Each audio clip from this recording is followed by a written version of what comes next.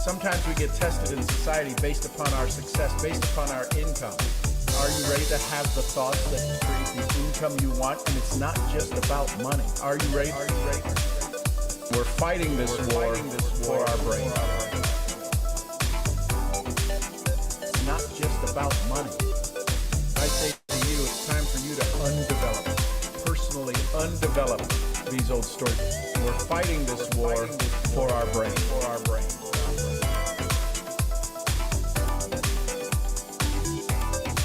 You don't need more software. You got to work on your hardware. Your hardware is you telling yourself some better stories. You're the most amazing creation on the planet. You are ready to regain your mental profit. We're fighting this war for our brain. Hey everybody, good morning. We'll get started in just a second. Good to have you all here this morning. We're fighting this war for our brain. Start with this. Start with saying, I'm enough. You just rewired your brain. In this moment, I choose joy. You just rewired your brain. In this moment, I am filled with gratitude. You just rewired your brain. So I ask you, is today the day you've had enough? Is today the day you say, I am more than my own story. I am my own creation. I choose more. I choose greatness. I choose greatness. You just rewired your brain. You need to stop shaking your brain that keeps you from your amazingness. And that shaking in your brain is called self-talk. The brain looks at two things. Will it kill me, the saber-toothed tiger? Or how fast can I recognize the pattern? You're about to break the patterns that you once knew. And that's scary. And Jim Rohn's favorite word, until you do it long enough. Here's what I know. It's time for you to dream again. Let's start dreaming.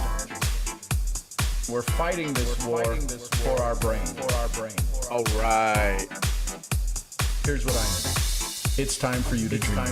Time for you Let's to start dream. Let's start dreaming. Hey everybody, welcome. My name is Sean Murphy. I'll be your conversationalist for the next little bit. Today we're talking about profit levers and protection levers.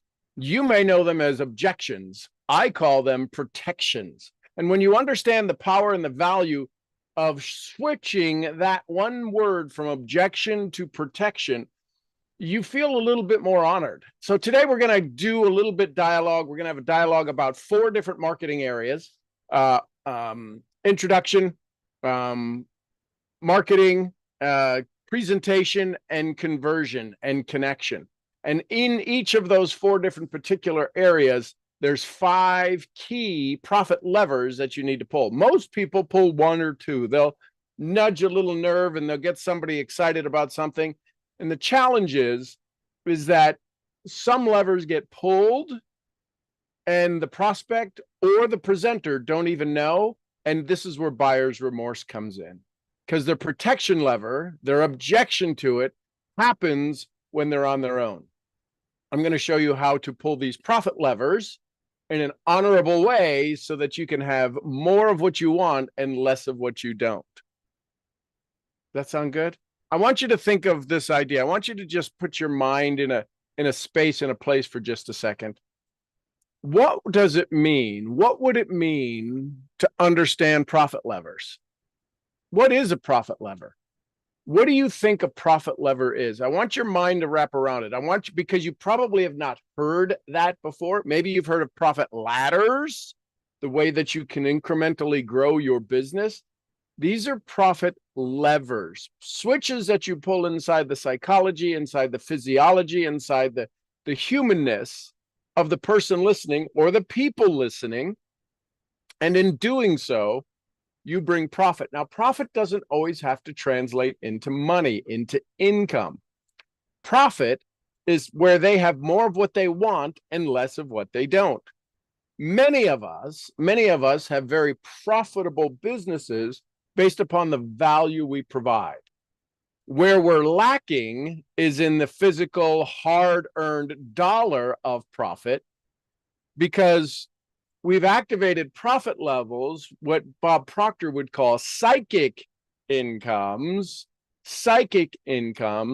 and not necessarily monetary incomes.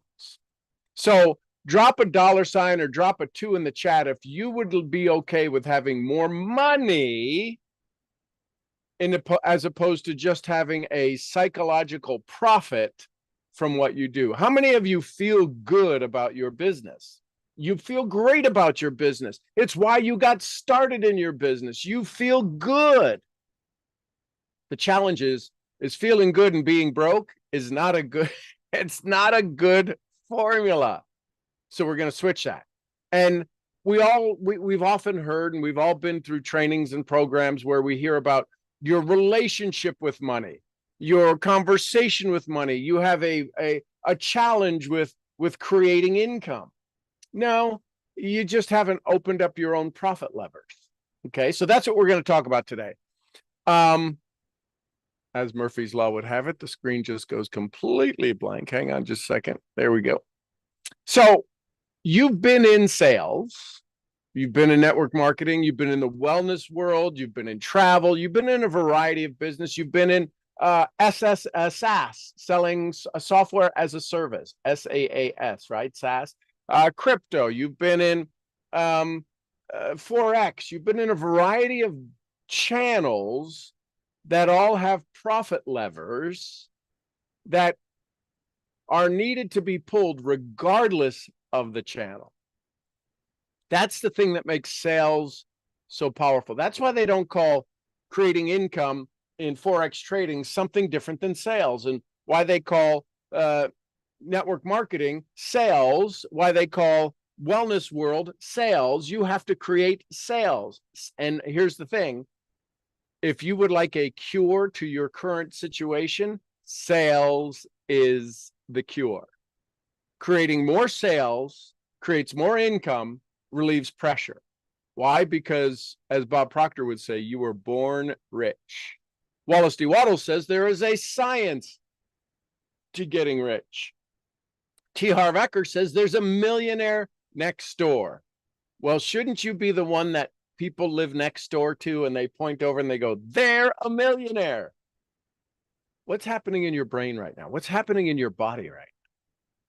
See, over the last 5 minutes, 5 years, 5 decades, you have decided that you want to bring value to people. People don't usually say no because they don't want the value you bring. Write that down. They don't say no because of the value I'm bringing. They're not saying no to the value you have to offer. See, when that resonates in that brilliant cranium of yours, I think you'll have an awareness. I think you'll come to understand the true essence of how amazing you are. They do not reject your value. They are protecting their story. They say no because they're protecting something important. Their time, their money, their identity. Listen, if somebody offered me a chance to go play right now, they said, okay, listen, we want you to be a walk-on for, I don't even know the Dallas Mavericks. They want, listen, Sean, phone rings. Yes, hi, this is Sean. Hey, this is the manager of the Dallas Mavericks. Yes. Can you be in Dallas on Thursday next week? We'd like you to walk on and play ball with us. Do I have desire to do that? I could muster up that desire. That was always kind of a thing growing up, going through high school. When I was drafted into college to play ball, before my senior year was over, I was drafted to play college ball. Didn't play. That's a whole nother story. We'll talk about that another time. But imagine if a NFL, that's not the right league, is it? The NBA calls and says, we want you to play. I have the desire, I have the ability, but is my ability up to speed to where they need me to be? How many times have we got rejected by somebody, not because of our value, not because of the price, it was because they didn't think they had the ability to do so. See, that is a profit lever very few people ever pull. We wind up triggering in our prospect the protection lever. And by God, when they pull down that protection lever, I don't have time, cha-ching, I don't have money, cha-ching, I don't have the skills. How many times, listen carefully, drop a 1 if it's a yes or a 2 if it's no. How many times has your prospect ever said, I don't have the ability to do that? Have they ever said yes? Drop a 1. And if they've ever said no, drop a 2. They've never said it. They've never said, I don't have the ability. Very rarely have they ever said, I don't have the ability to do that. So wouldn't it make sense if we had a conversation with them to find out if they had the skills and ability? So if they don't have the, when would it be smart to find out if they have the ability to do what you're doing? See, we don't ask that. We think because they showed up, they assume, but we assume they want this. They don't want this. They want to use it as an excuse to say, see, that's another thing that doesn't work. Why? Because they want to pull the protection lever of protecting their identity. Does this make sense? So today we're going to explore 20 profit levers you can use in conversations. Now, you don't have to use them all the time, but it would be valuable if you understood them so that you could see why your sales are falling off, why your sales aren't growing. See, for years, we've called these the resistance, we've called them objections. In the truth, they're protections. And when we stop fighting them and start honoring them, well, listen, let me ask you this. Any of you ever been in an argument? Maybe you've ever been in an argument. You know the fastest way to stop an argument? 2 words. You're right. Doesn't that stop the argument? Now, it may tick them off to a higher level of ticked offiveness.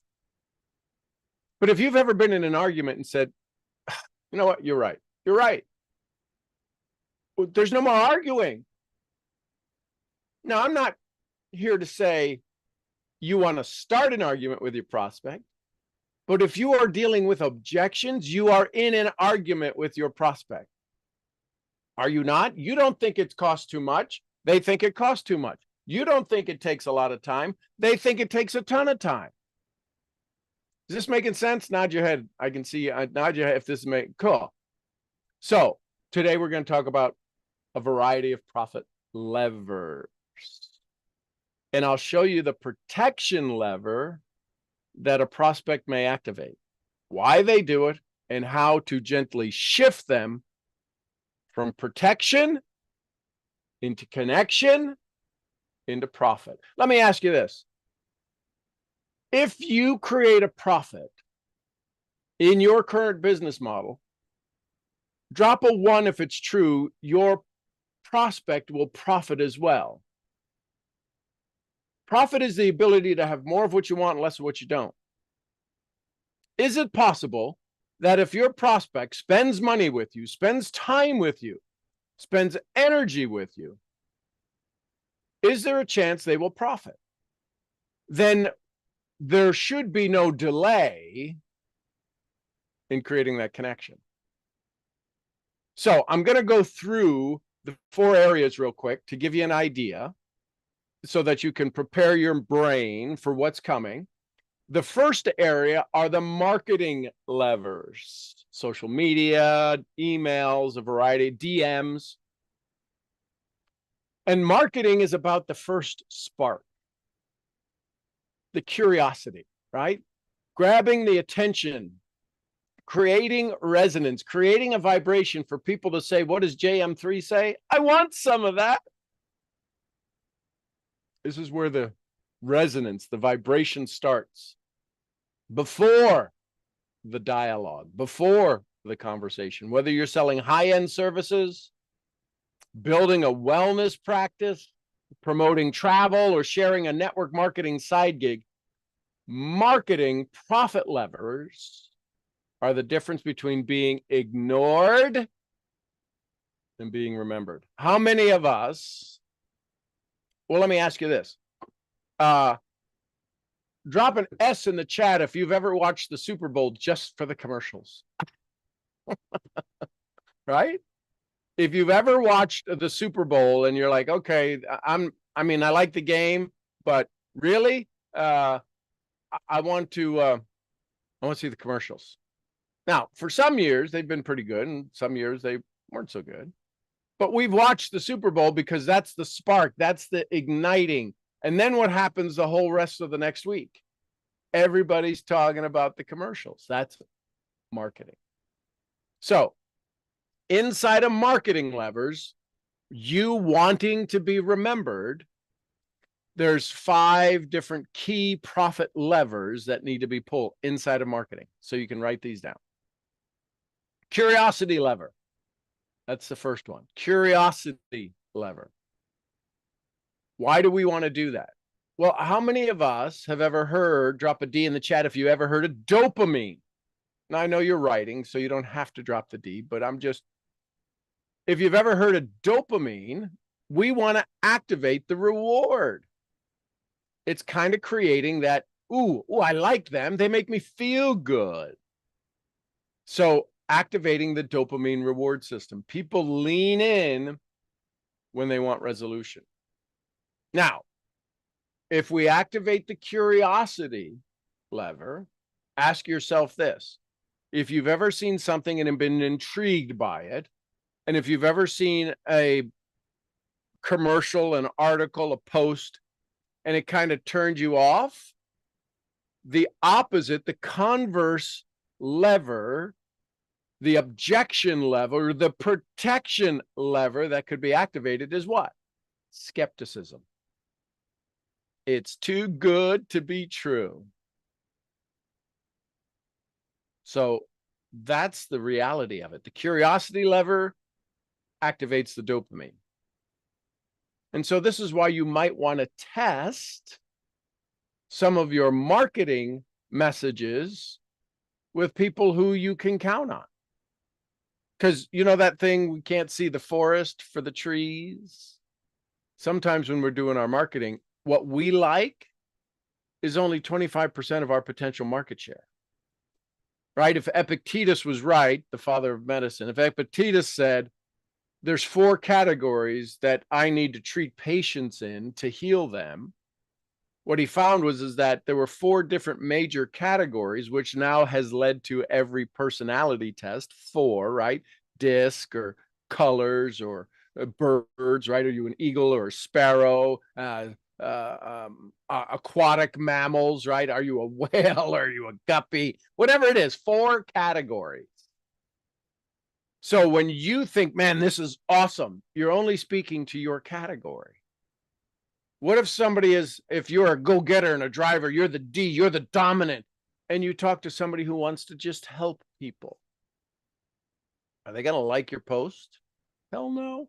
Yeah, but I don't want them in my, no, hey, you want to be able to market to everyone. It's not for everyone. You have to, anyways, that's a whole different kind of marketing.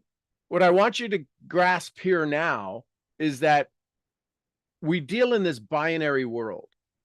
And when you activate curiosity, is it so good? Somebody made $285,000 in 6 weeks. Too good to be true? No, I know people who have done that.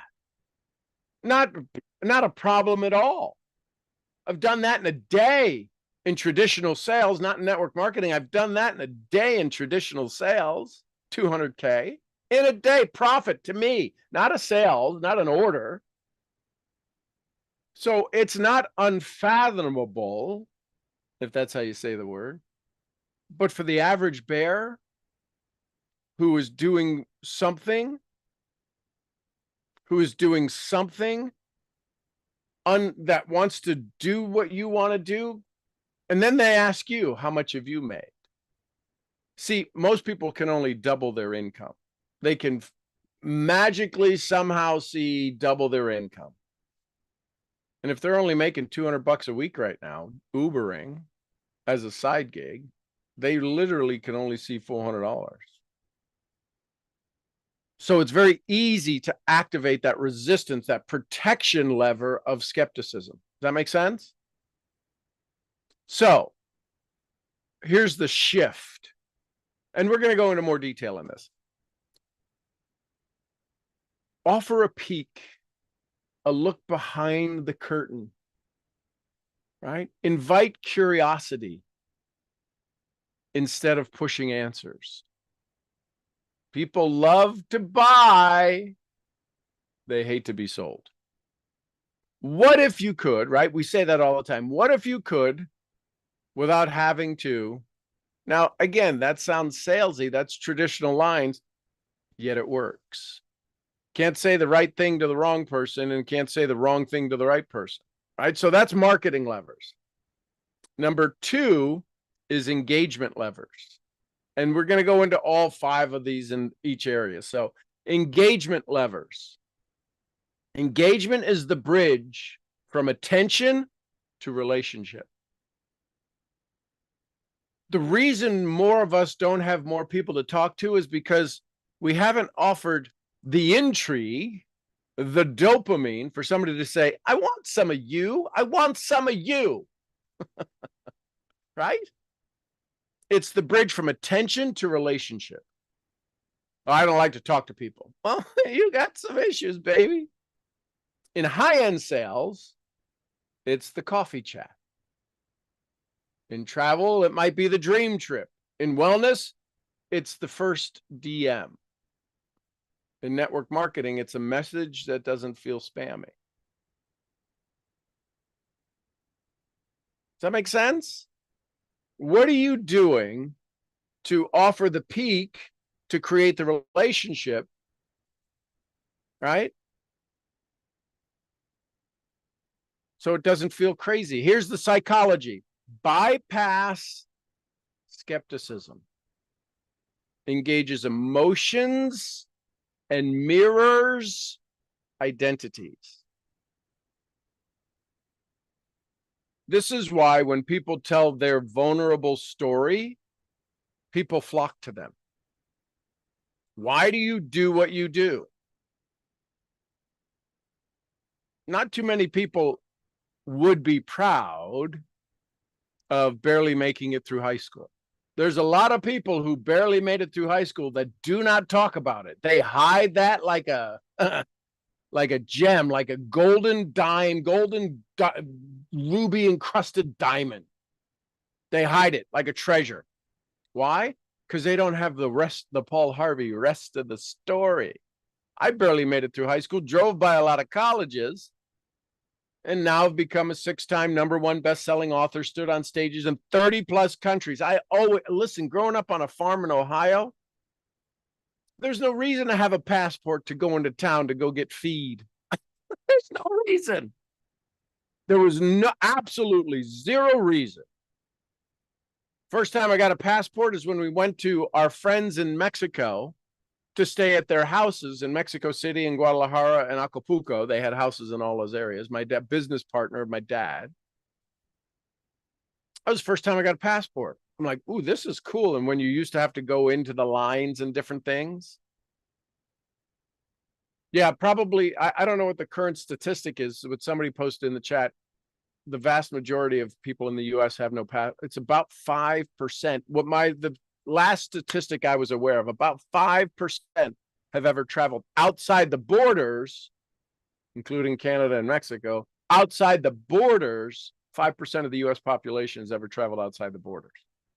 It's why we think we're so amazing.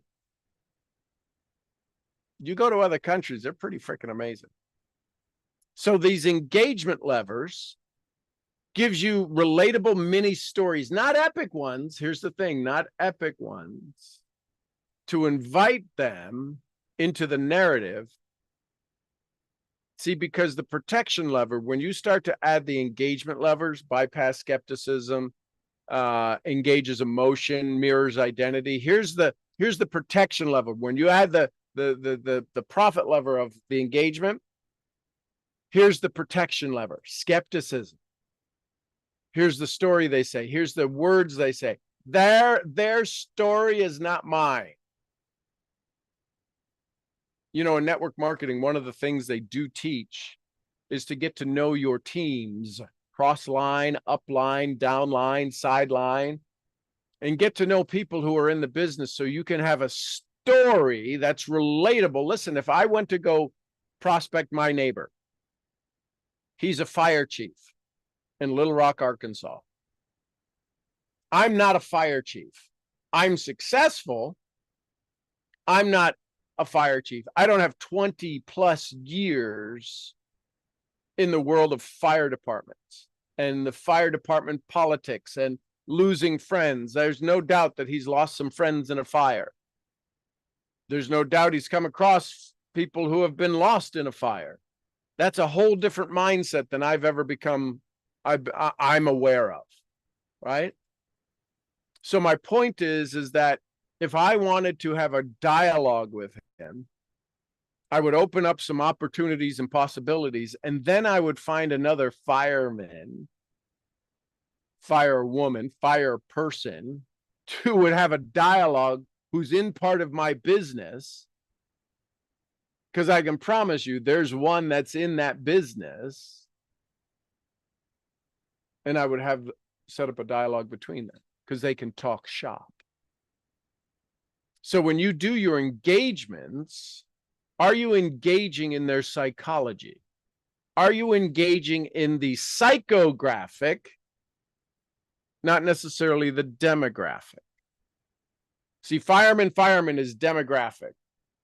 Can you engage in a psychographic that says, I want to know more, and then to make it easier for them to hear this, you engage with the demographic? We'll talk about the levers inside of that. Here's the shift. Use relatable mini stories. Have you ever felt like invite them into a narrative? Because otherwise they're going to say, hey, that story is not mine. So marketing area 1 is marketing. Area number 2 is engagement. Number 3 is presentation. See, we haven't even gotten to the presentation yet. There's already 10 levers that you might want to pull. So the presentation is decision time. In wellness, it's choosing a program. They should have already been committed to wanting to become well. The presentation is only which program of yours do they want to buy. In travel, it's booking, getting started, booking the trip. What trip do they want to get started with? Most people plan. Most people have something on the horizon. And if they don't, you may want to get them onto the horizon, get it in their book. If it's network marketing, it's committing to the starter kit, to the opening package, to the beginning package. In high-end sales, it's signing the agreement. That's the only reason you have a presentation, not to teach them comp plan. That may be part of it. Not to teach them the technology of the tool, the devices you have available. That may be for confidence. It's not about the systems and the benefits of the high-end sales ticket that you have. It's what do those turn into? See, the brain decides by comparing pain versus gain. You've heard this. You've heard none of this is new. What might be new is the syntax with which you're receiving it. See, when the brain decides pain versus gain, the pain is undoing my identity and working with you now, starting to do business with you, starting to travel with you, starting to get healthy with you. That's the pain. And if they say no to that, it's because they didn't see the gain. So what happens if they too much pain? What are they going to activate? They activate delay, procrastination. They say, what? I'll do it later. So can you frame contrast without fear? Highlight benefits of the action today in a calm, empathetic tone. See, sometimes we get rattled too fast to stay in our flow. How fast do you get taken out of your presentation? How fast do you get taken out of your connection? How fast do you get taken out of you pulling your own profit leverage? Do you realize, listen, this is a little of an advanced dialogue training right now that I'm going to expose you to. When you activate a protection lever in them, AKA what we used to call objections, you activate a protection lever in you as well. If you're not trained, your first thing to do is to fight the resistance, is to resist the resistance, is to overcome the objection, to push through, to bulldoze, to put your head down and blow through the objection. So you wind up protecting your value, they wind up protecting their value, and the two of you are in a fight, and the thing ends in disaster. You wasted your time, they wasted their time, and you leave saying this would have been so good for them, and they leave going, they're an idiot. I don't know why none of that was good for me.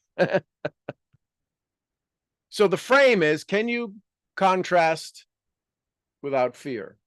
Can you highlight benefits of today's actions? So that's number 3. That's section 3, presentation. So we got marketing, we got engagement, and presentation. The fourth area we're going to talk about is the follow-up and connection levers. How many of us have heard fortune is in follow-up isn't nagging when it's done with signal? That's the key, done with signal. In network marketing, this is the difference between ghosting and growth. Not that any of you would ever know about somebody ghosting you. In high-end sales, it's nurturing the relationship. In travel and wellness, it's checking in without pressure. Research has shown, marketers have shown, data has shown that when you get a group, an audience of people that you are moving through, we would call it AKA your pipeline, your funnel, about 2%, 3% are ready to purchase. That means out of 100 people, 3 are ready to say, yeah, I'm ready. I've been looking for this. Let's go. Let's get started. Let's crank this baby. Let's light this rocket and let's get going. Does that mean the other 97% are never going to buy? No, it doesn't mean that at all. What if 30% of the people that you thought rejected you, you thought said no to the process, would actually buy? I don't know which 30%, and I don't know when. But I can promise you the follow-up and connection levers is where most people never pull. Hey, how you doing? You got any more thoughts on this? Right? You've seen that video. Follow-up isn't nagging. It's done with signal. See, the psychology of the consistency lever is familiarity breeds trust. How many, drop it in the chat, in today's digital world, how many times does somebody have to be exposed to something? On average, what research shows, what marketing shows, what science shows, how many times does somebody need to be exposed to marketing through the digital world before they say yes? Anybody want to take a stab at it? Yeah, 16 to 18 times. 16 to 18 times. And you're like, I posted that already. Nobody saw it. Nobody saw it. 16 to 18 times. Used to be 6 to 7 in the real world when you would make a phone call or you'd send a piece of email. You'd send, not an email, you'd send a physical hard mail, right? Snail mail. So let me ask you this. In the last week, have you done 16 posts? Have you done 16 reach outs to one person? I know you don't do all of that in 1 week. My point is that we think people should say yes to us. We're not following up. So So the question is if you're doing that and they're not converting, then you're activating protection levers, not profit levers.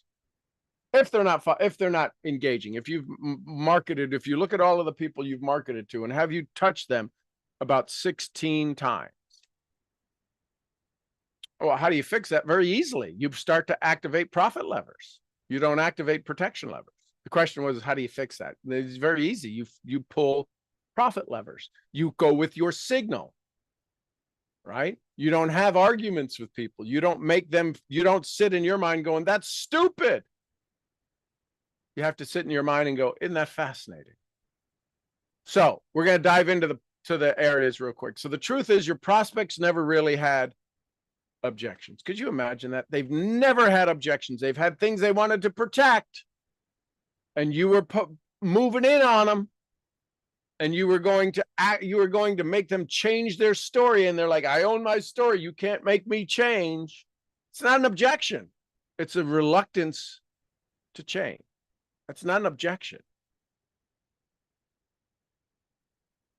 They've only ever had protections. And we have refused to honor them because we are told, get a no from them, push them hard, push them through, show them the benefits, close the sale, close them. Can you close them? Jesus, I don't know why anybody would want to close anyone. Doesn't that make them always be connecting? I would change the C to always be connecting. My daddy taught me a long time ago. The only reason you have a presentation is so they can tell you how they want to move forward. Period. Whether that's to buy, whether that's to buy again, whether that's to increase their purchases. So when you combine the authentic signal, your authentic signal, with these 20 profit levers, you create conversations that feel human. They feel safe. They feel powerful. Yours and their power. That's how you transform protection into profit, not just for you, just for them as well. So if you're ready to go deeper, drop a D in the chat, because I want to walk you through each layer and show you how you can use it in your business to take yourself to the next level. That make sense? So the key is to understand how this all works. So when we activate these profit levers, you wind up with this understanding of how these dialogues take place. So let's talk about marketing, right? The first lever. Let's talk about this area of the first lever. Let me just check, see if there's any questions in the chat. Lots of activity in the chat going on. Okay, so there we go there. So here's the marketing. Why profit levers exist in marketing. All right, so here, let me let you know, you can write down these 5 levers, okay? So here they are. Number 1, curiosity lever. All right, that's number 1. We're going to go into more detail in it. Number 2 is social proof lever. Social proof, right? Number 3, this is in marketing, authority lever. Number 3 is authority lever. Number 4, relatability lever. Relatability lever. And 5, clarity lever. Clarity lever. Those are the 5 key levers, profit levers you want to pull in. And as we go through each one, I'll also show you what protection lever, what is the primary protection lever that gets activated in those situations. So this is where strangers begin to notice you. That's what this is about. It's where, if you understand that marketing is to take a stranger from not knowing you to saying, kind of cool. I'm going to hang out in this little area over here behind the tree and see what you're all about. At this stage, the brain is running. Listen carefully. This is very important. You need to write a little box somewhere off to the right. or somewhere in your notes. I want you to write down the nexting effect. When you start marketing and you're doing it digitally, they've either filled out a thing and they've become a lead and you're calling them back up.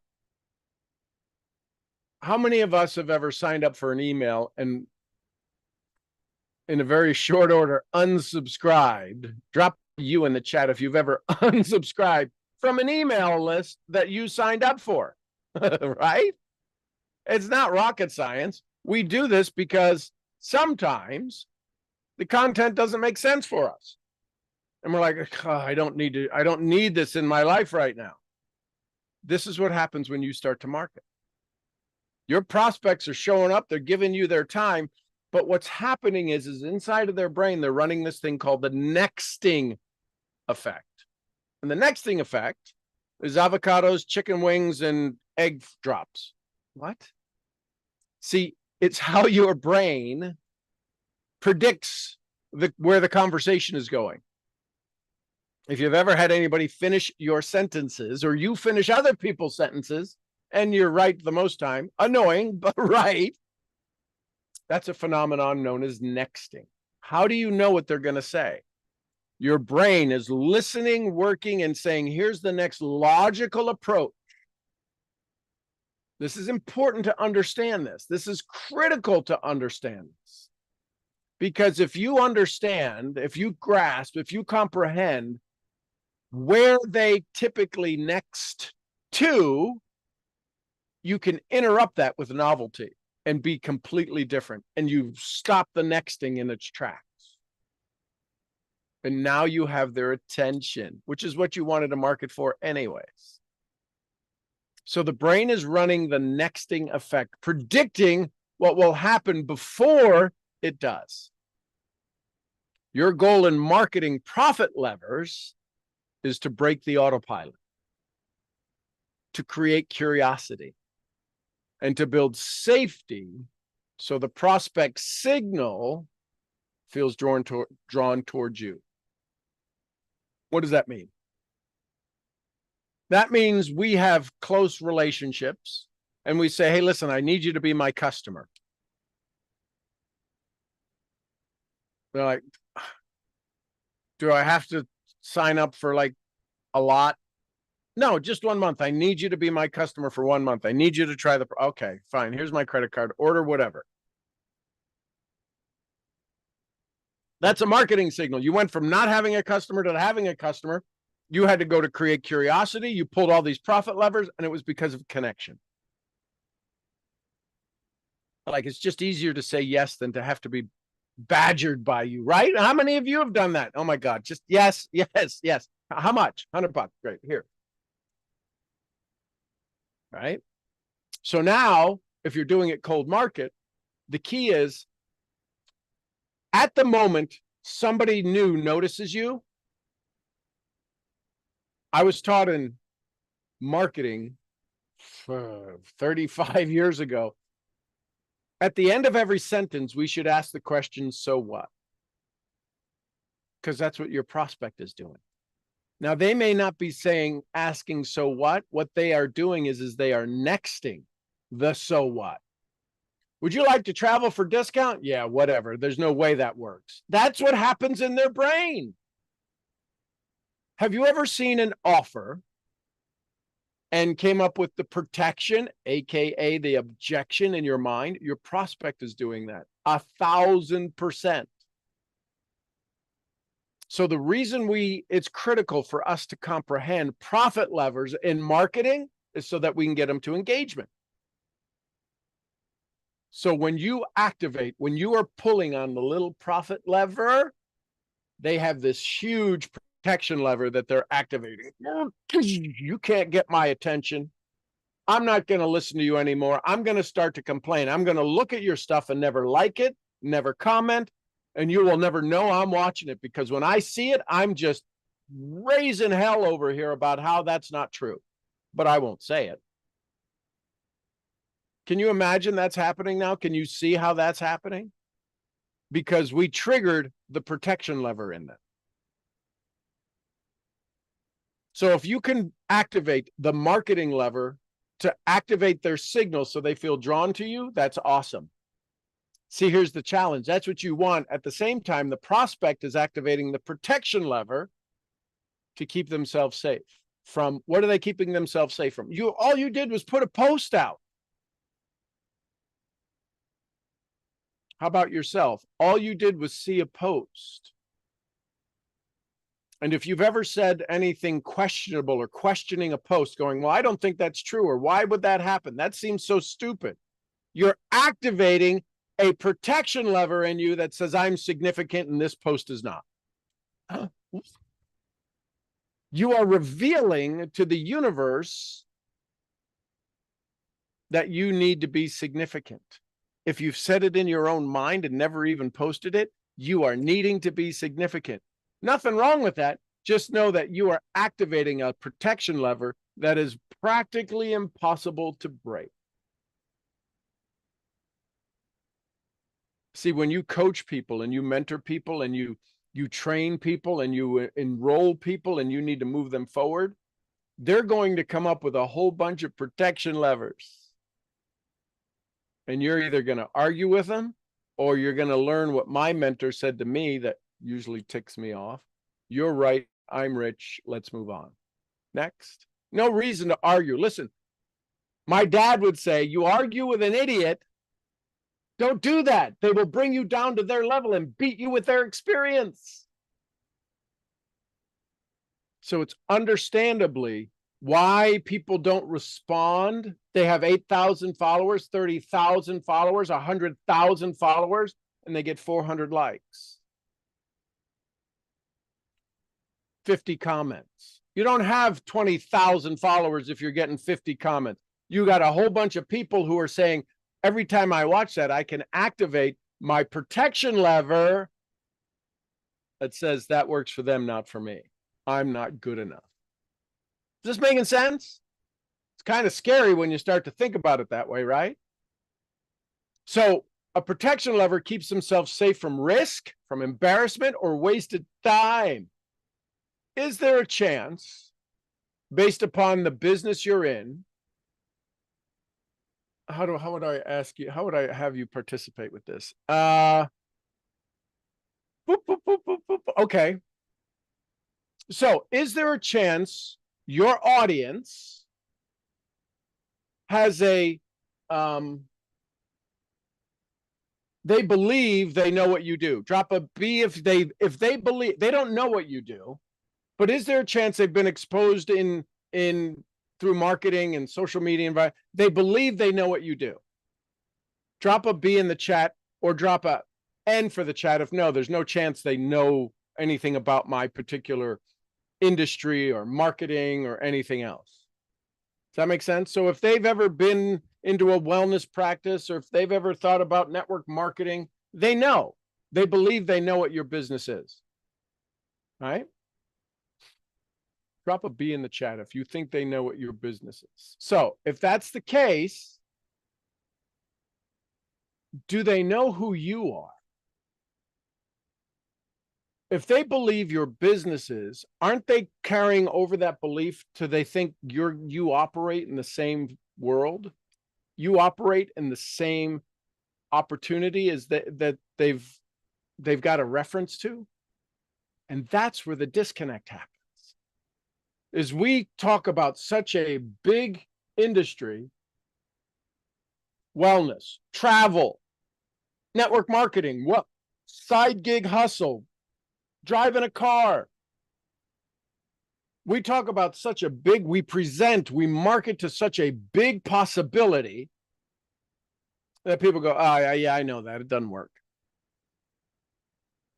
So what do you pull? You offer them to pull their protection lever, not the profit lever of engaging with you. That's the key. Your ability to own your signal. When they feel that they're going to activate their protection lever of risk or avoid embarrassment, your ability to keep your own signal in the state of calm, presence, and this is why we talked about it last week, or maybe this week, authentic gravity, will determine whether their protections harden into resistance or soften into trust. The next thing they see, the next signal they become aware of will either harden their resistance or soften into trust. Logically speaking, which would you rather do? Many of us harden. Listen, I know this because I used to do it. I was the biggest jackhole on the rabbit land. I was king a-hole. But I never acted like it. My signal acted like it. I had 7 businesses, over 100 employees. I understood sales. I understood leverage. I understood marketing. I understood the average person couldn't go buy a $200,000 business model to get started, put $500,000 of inventory in, and then hire salespeople to train to go after a market that already exists that you got to compete in, and you've got to undercut, you've got to sell, you've got to be unique, you've got to provide extra value. No, nobody, and very few people want to go do the entrepreneurial world.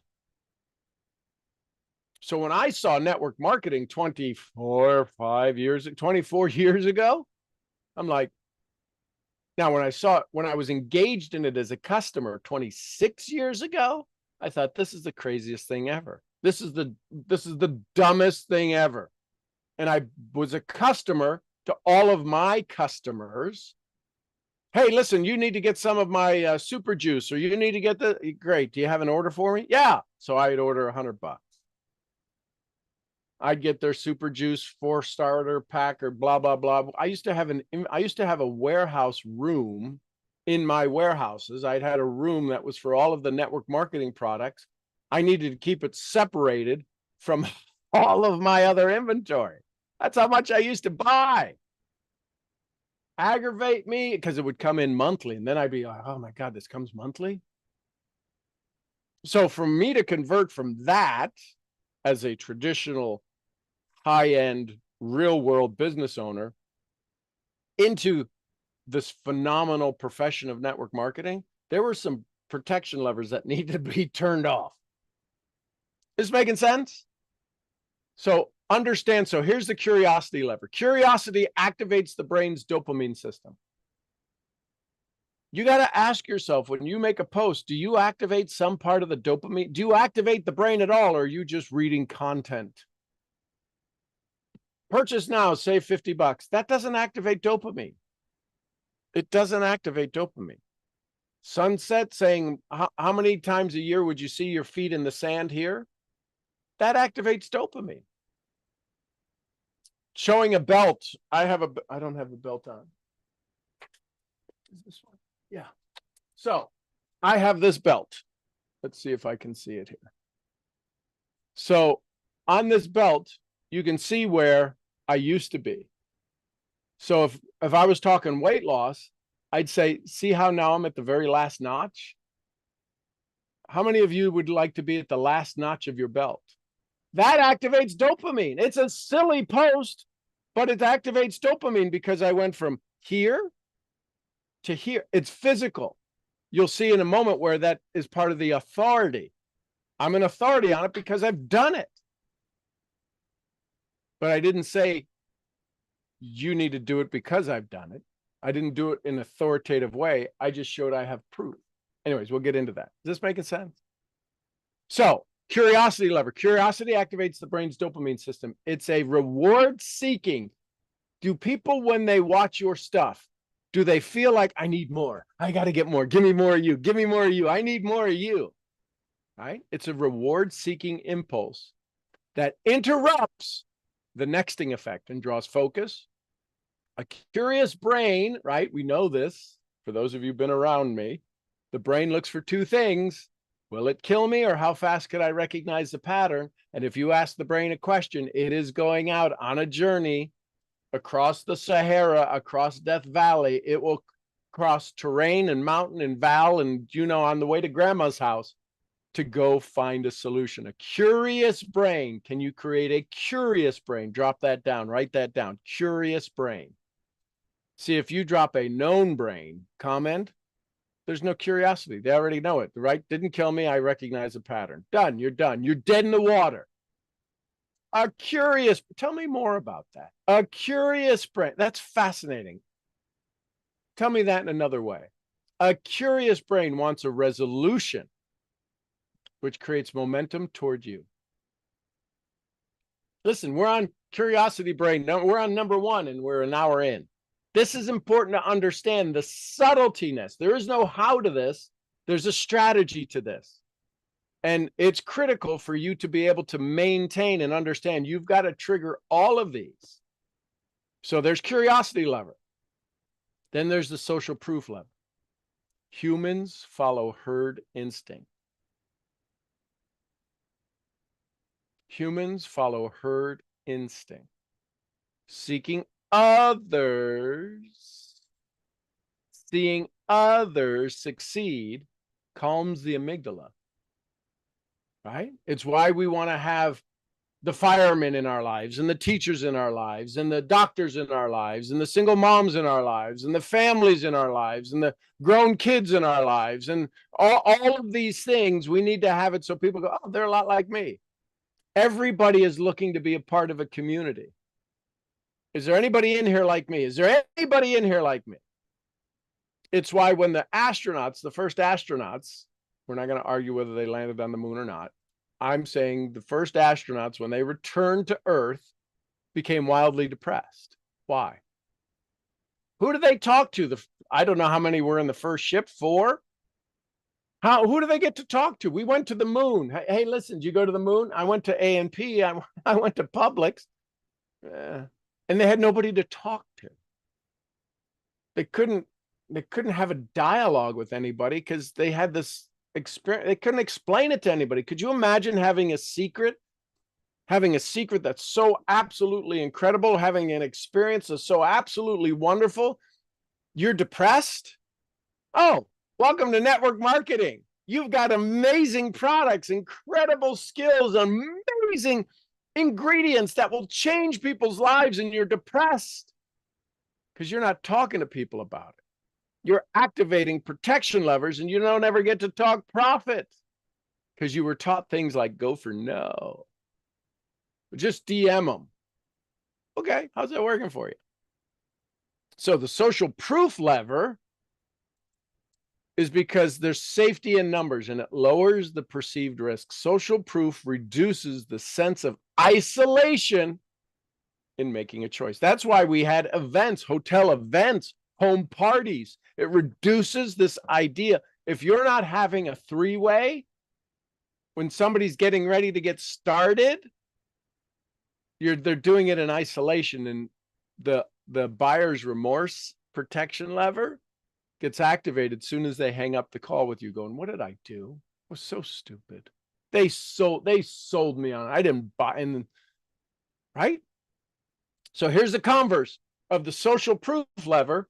The converse is the safety protection lever. The psychology is simply protect themselves by questioning whether the examples apply to them or not. That's not me. That's not my story. That doesn't make sense. They resist if your proof feels staggered, exaggerated, or irrelevant. Listen, very few people I talk to, very few people I encounter in my daily activities have a passport with 50 stamps in it, 100 stamps in it. They maybe have 1 or 2, if they have one. So for me to walk around town saying, listen, I've stood on stage in 30 plus countries. They don't care. That doesn't even make sense. You mean you've been in 30 counties? Doesn't make sense. So there's no reason to talk about it because the signal feels exaggerated. The signal feels irrelevant to them. So your signal must be grounded in authenticity. Share relatable, specific proof instead of vague hype to soothe this protection. So is this making sense? So we're still in marketing.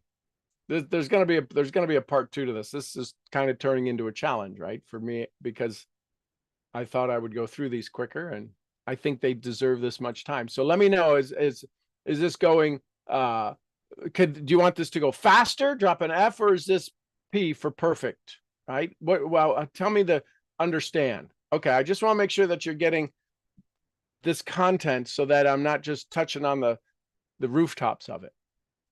So we talked about the curiosity lever. This is still inside of marketing, where we just went through the second lever. Here's the third lever, the authority lever. All right, here's the psychology, profit. When somebody sees somebody as authority, they're going to activate profit. Now, it may not be money, but it's going to be more of what they want. I want to hang out with this authority because I can get more of what I want.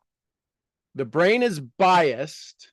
Listen carefully. The brain is biased towards credible sources. How many of us have ever heard, if you're walking into a venue, walking into an event, you can go a lot of places if you just walk with authority? Drop an A in the chat. You ever feel that? You ever do that? You ever sneak in someplace and you walk in with authority and nobody questions you? Nobody questions you.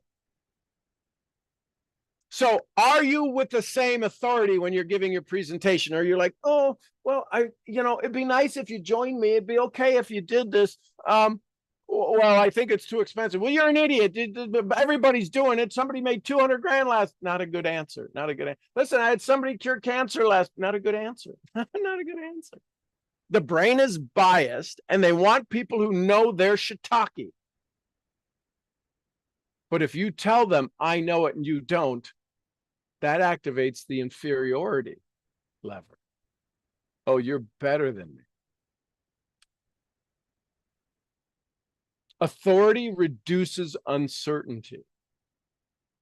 Tony Robbins talks about all the time. If you're on a sinking ship and everybody's going, what do we do? What do we do? You want the person who says, step aside, I'm in charge, I'll take care of it. And they start doing the right stuff. You're like, I'm following them. Authority reduces uncertainty, allowing the prefrontal cortex to relax. What happens when you activate the amygdala? The fight or flight, right? Fight, flight, or freeze. There's a fourth one. I'll teach that at another time. There's freedom. You're going to activate their prefrontal cortex. The question is how fast can you, you're going to activate their amygdala. The question is, how fast can you calm it down so you can get them to freedom?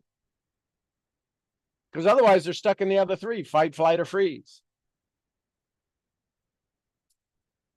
As an authority, right? What do we call it? What's the syndrome around doctors? White coat syndrome? The God syndrome? Oh, my doctor said I need to take this stuff. It's killing you. Oh, well, why would they want to kill me? Right? You know this. So authority lever. This is still in marketing. We haven't even gotten to the engagement. This is still marketing. The authority lever.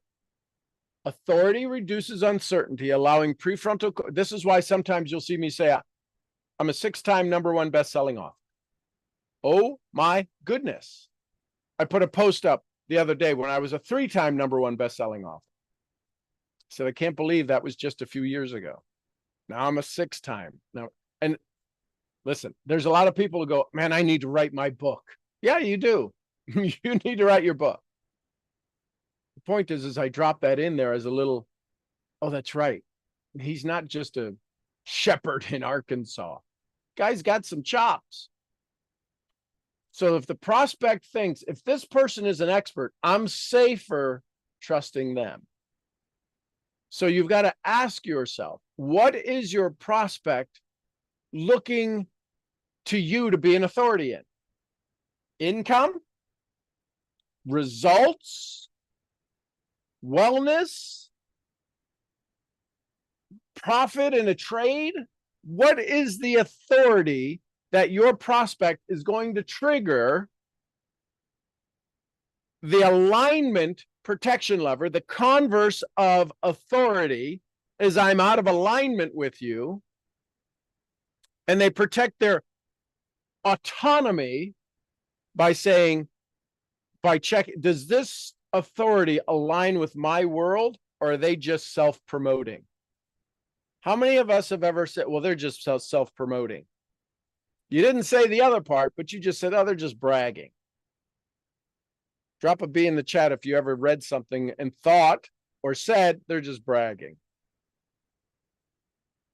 See, there's ways to brag, and there's ways to have a testimonial.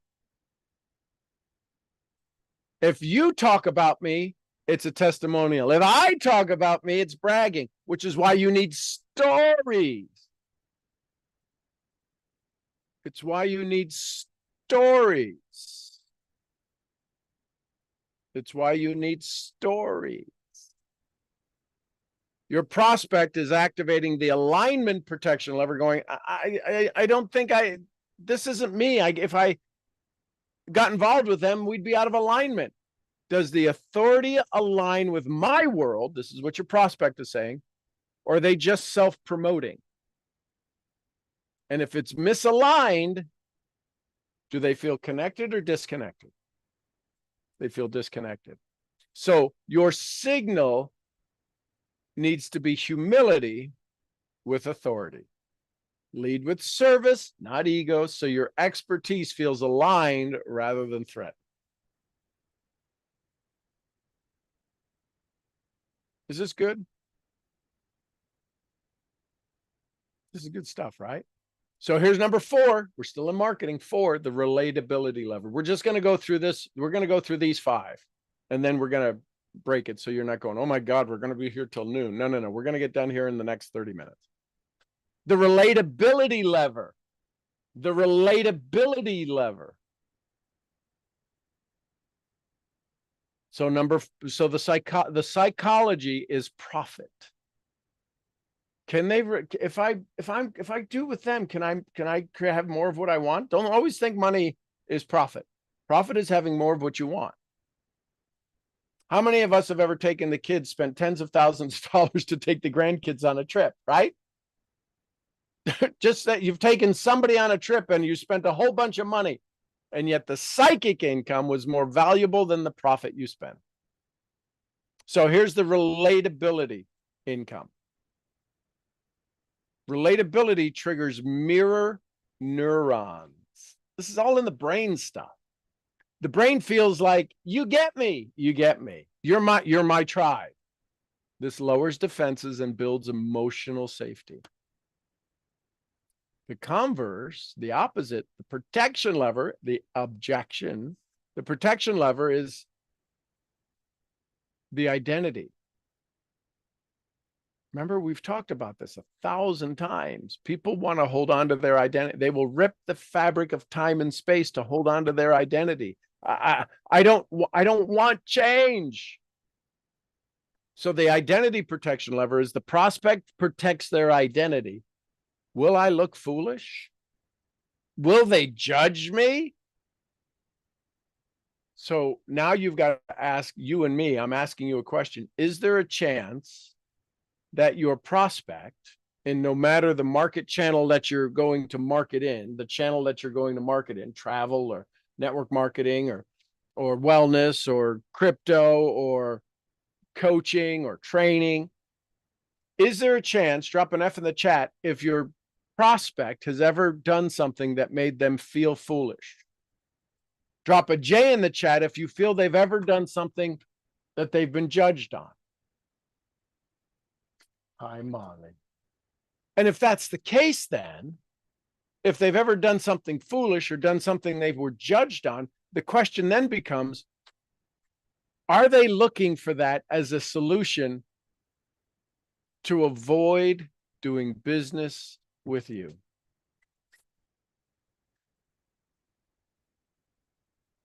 Do you see, we're still in the marketing and we wonder why people don't follow through, follow up, make the appointment, do the engagement, is because our marketing never let them feel comfortable enough to say yes. If they sense disconnection, they retreat to safeguard their self-image. So here's your signal note. Hold your presence. Genuine empathy. Match their language and values so their identity feels honored, not challenged. So if somebody comes up with an objection, match their language by honoring it, saying, listen, I can understand you want to protect your money. You should protect your money. Maybe I haven't done a well enough job, a job significant enough for you to feel that your money would be protected here. What is the requirement for your money to be protected? Because here's the thing. If anybody has money in a 401k or some kind of stock market where it's the index fund, there's no protection there. It goes up, it goes down. Stay in it for the long haul. There's no protection. There's no guaranteed return. In my business model, if I was in network marketing, my business model, there's a guaranteed return. You do the work, you'll get paid for it. Now, if you suck at the work, we got to help you get better. The reality is that if you convert a customer, you will get paid. There is protection for your money.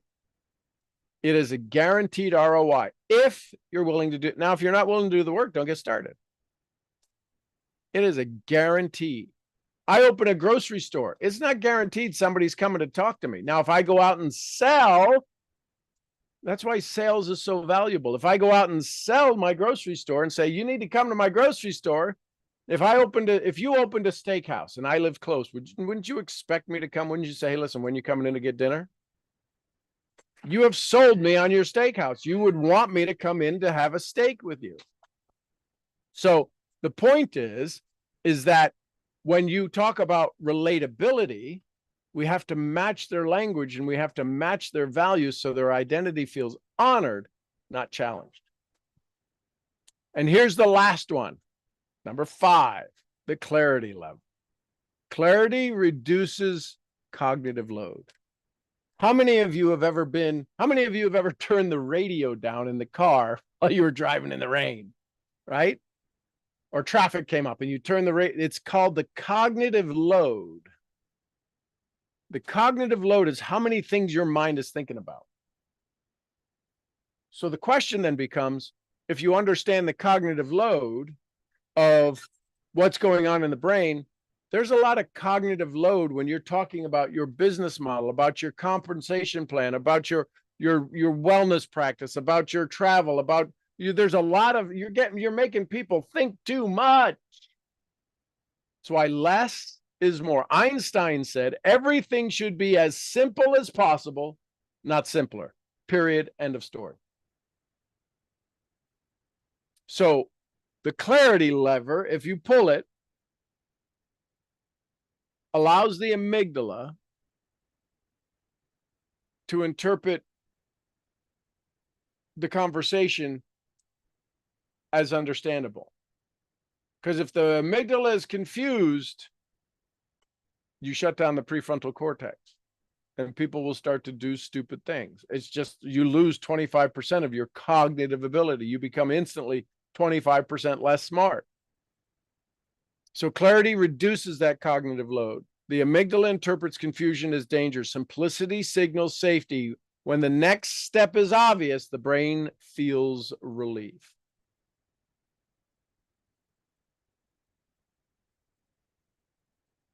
So the converse is the delay protection lever. Let me think about it. Give me some time. Send me a website. I'll talk to you on next Tuesday. They come up with all of these excuses, these delays, right? So the psychology of the converse, the delay protection lever, protects the prospects. They protect themselves by stalling. I need more time to figure this out. Confusion or overwhelm fuels delay. So here's your presenter's signal note. Your signal must stay calm and structured. Present clear, bite-sized steps so the brain doesn't default into the delay mode. There's a question in the chat. Why does the simple question, are you done with this, anger people? The reason it angers them is because they're not done with it.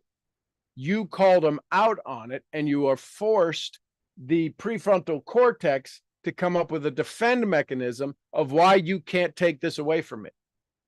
It's simple psychology. And Einstein said everything should be as simple as possible. Why don't we have that same kind of simplicity when we go to talk to somebody with saying, how would you like to get started? We have such an ego that we think, I need to present to you. You don't need to present a thing. Your presentation will never do anything. It's proven for 95% of the people in network marketing who never reach their goals. They may sponsor one or two, but they're not succeeding because they keep asking, they keep saying, let me teach, let me train, let me show you how valuable I am, how much I've learned. Nobody cares. They really don't care. Sorry to be the first one to tell that to you. I don't think I am, but nobody cares. Nobody cares until they know how much you care. And we think it's offensive to ask somebody, so how would you like to get started? Well, that's going to make them upset. You're going to be upset because they're going to say no at the end, and you'll be like, this was stupid. I wasted my time. So here's the marketing profit levers. They exist to spark interest and reduce early resistance. The protections they activate are not rejection. They're invitations to deepen the safety. So here's what I want you to take from this. If you get an objection, you have an opportunity to give them something safer. They're saying, I'm not safe here right now. I don't feel safe with my money. I don't feel safe with giving you my time. Really, that's what they're saying. If you think about it, isn't that what they're saying? I don't have time. Well, it's an excuse. No. It's a protection. And you won't know if it's true or not until you take them to a place of safety. Well, I do have time. I just don't know what to do. How many times have you ever heard that? I've heard that thousands of times when I've asked the question, time for what? Time to do what? Help me understand. I understand you want to protect your time. What would it mean if you could keep your time safe, keep your time useful, keep your time valuable? What would that look like? What would that feel like? Well, I got time to do it. I'm out of work. I got time to do it. They're out of work. What do you mean you don't have time? You're out of work. I don't have time. I'm busy looking for a job. How's that working for you? Right? So if we understand that protections they activate are not rejections, they're invitations to deepen the safety with them. When your signal is presence, gravity, and echo, these levers work in harmony, creating trust before you ever make the ask. That's marketing levers, and 5 of them.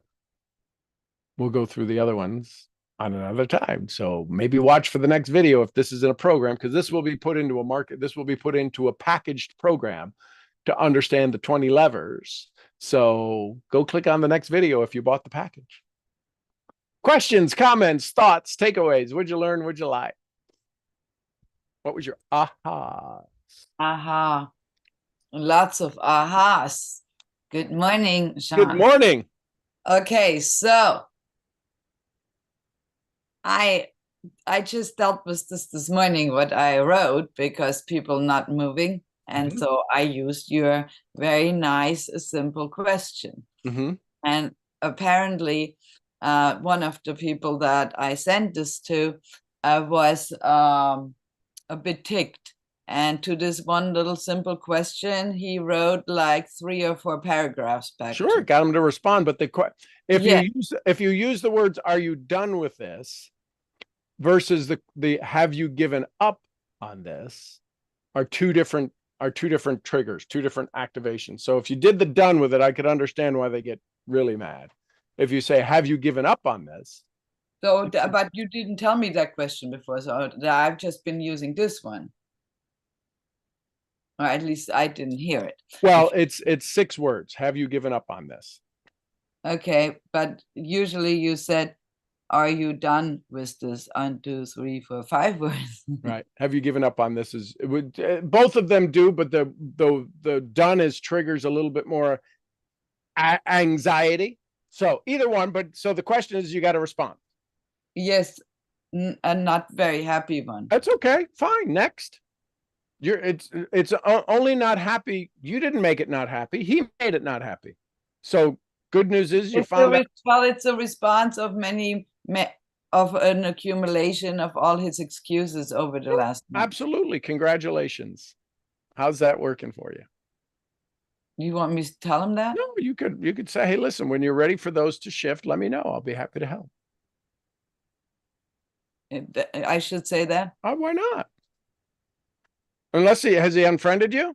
No. No, then no, listen, when I've met him personally. Okay, well then listen. It's Jim Rohn would say that's a clue. If somebody you met personally is speaking to you in such a tone, listen, life's got some situations. Life's got you by some situations right now. Let me know if I can ever be of service. So when you're ready to shift this? No, if you're ever ready to shift this. Oh, if you're ever ready, okay. Let me know.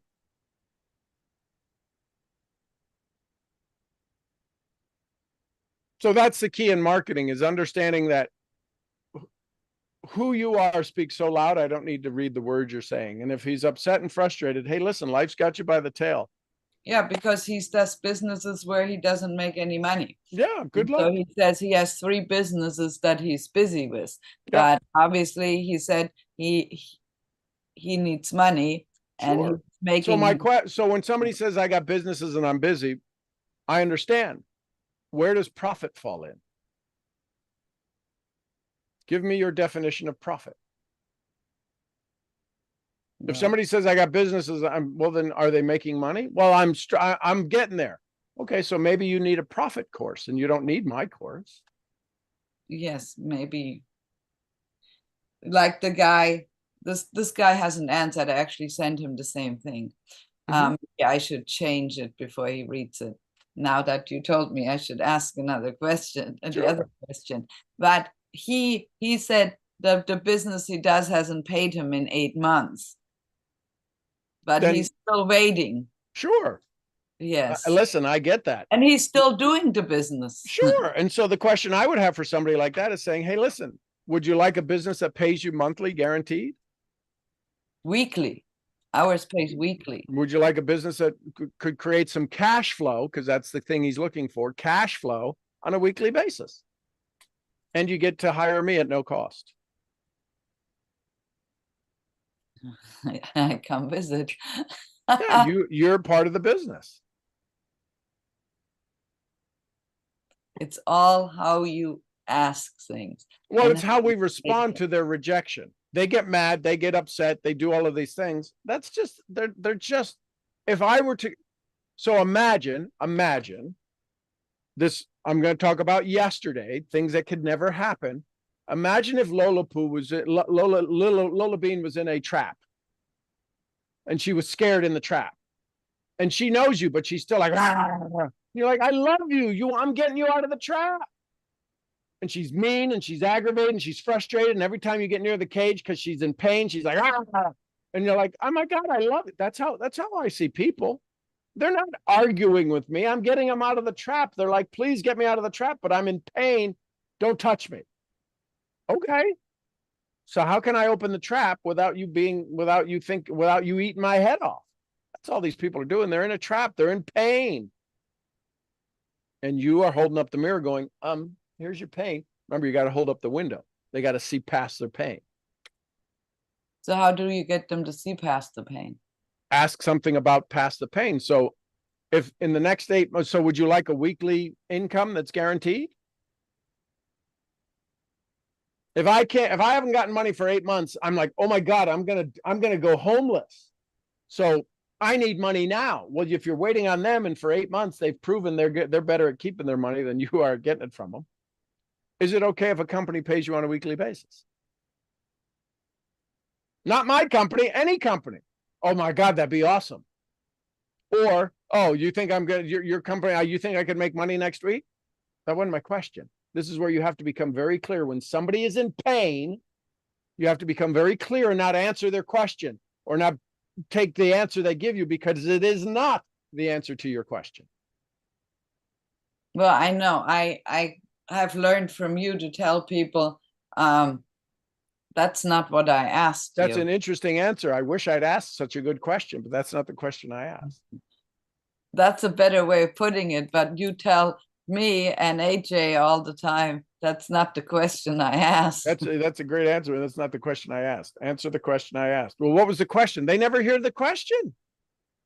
Or they don't want to answer it because they think they have a better answer. Like, and so they give you the case, answer, and we, because our signal isn't clear and our presence isn't there, and we don't have gravity to our current situation, we let them take us off on this whirlwind tour of aggravating and dialogue. Or we just tell them what they want to hear. Oh yeah, you can make next week. Yeah, I would totally say that. So if they say, oh, could you think I can make money next week? That wasn't my question. The question is do you want to? Oh.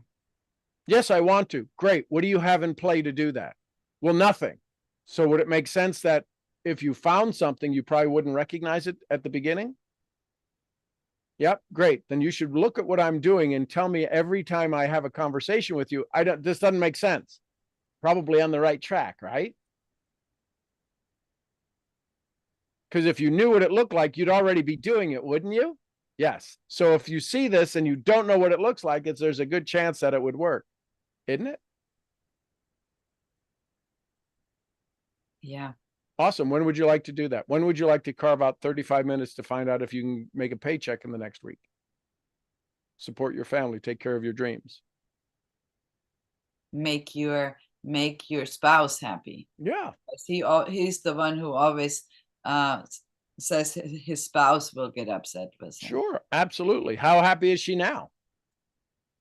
He says she's very happy. You had me ask him that. Right. She's very happy. So she's okay with it taking 8 more months? Oh no, she's proud of him. I don't know about happy. I asked, yeah.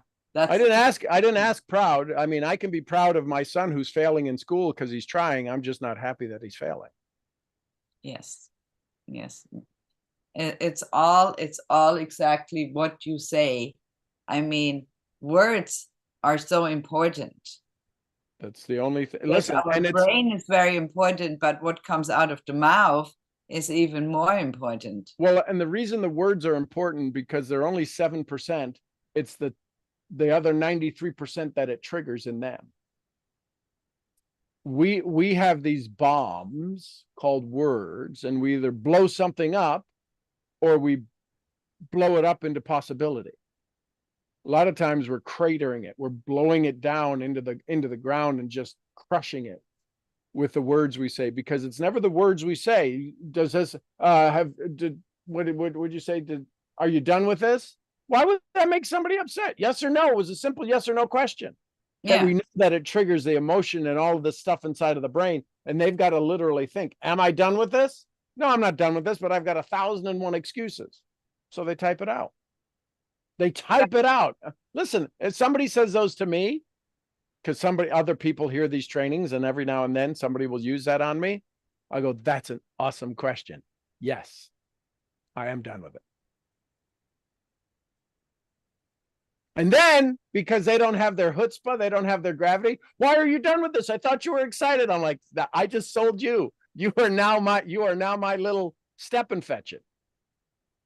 If somebody tells me yes, they're done with it, okay, awesome. Thank you, bye, next. Yeah. But if they respond, they're the weak ones.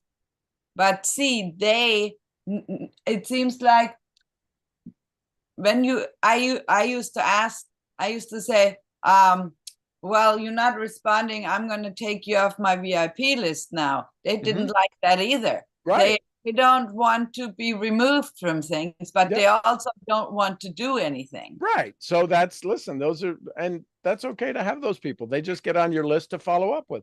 Hey, listen, here's what's happening in my life. That's all. There's no if there's a wall there, I'm not a wall breaker downer. I will catch you if you climb over your wall, but I'm not going to break down your wall. You either have to break it down or climb over it. And if you break through it, I'll pat you up on this side. And if you climb over it, I'll catch you. But I'm not here to break down your wall. I did that for 20 years. I'm tired. I'm not going to do that anymore. I got better use of my time. So would you tell this person, okay, you said to tell him, if you are ever ready to shift this, let me know. Would you preface that with you know, I love you? Sure. Hey, listen, you know, I respect and honor you. And if time ever shows up where you want to shift this, or you're just sick and tired of this happening all the time, let me know. I'll be happy to have a conversation. I doubt I'll have any solution, but I'll be happy to have a conversation. See if we can't do something. You always never corner a coward. Always give him a way out. Wow. Never thought of that. Yeah, you corner a coward, they will kill you on the way out. My daddy taught me that. If you've ever cornered a cat, this nice little fluffy cat. It scratches the shit out of you. Oh my God, they will scratch your eyes out. And that's only because you're scared. This happened to my daughter when she was little. We were moving and she had a kitty. The kitty didn't want to come. So she picked up the kitty and she had a bikini on. The kitty scratched her entire front. Yep. Yes, I can visualize it. So yes, I definitely agree with what you're saying. And so what happens is that, are you done with this, or have you given up on this? Either one of those are kind of cornering the coward. And you're asking them, give me a response, yes or no. Either way is fine, but yes or no. Are you done with this? Have you given up on this? And it's just, that is a psychological neuro-linguistic programming trigger that always produces a response. Always. My response is yes. Well, yeah. Knowing that triggers a response in them going, but I thought you were excited. It just tells me, it allows me to see how much gravity they have in their world. Most of the time they don't, because they're not willing to give up. I had another one that's now twice responded to this. No, he hasn't the second time, but the first time he said, no, I'm definitely not. Right. So, but then I said, how would you like to get started? And nothing. So what do we? The next step would be, if somebody says, I've not given up. Great. Let me know when the next step is. Is it okay if I check in every couple of weeks on you? Oh, you're just gonna baby them along? I'll check in on them. Listen, I know that 96%, 97% of the people I talk to are not ready to buy. So now he's in my funnel. He is a warm contact in my funnel who doesn't want to give up.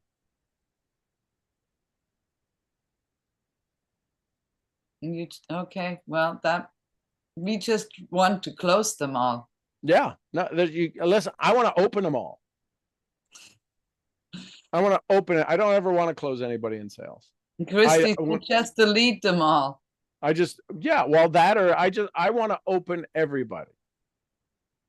And there's people, thank God for 6 years. 6 years I mentored a kid in Costa Rica. 6 years.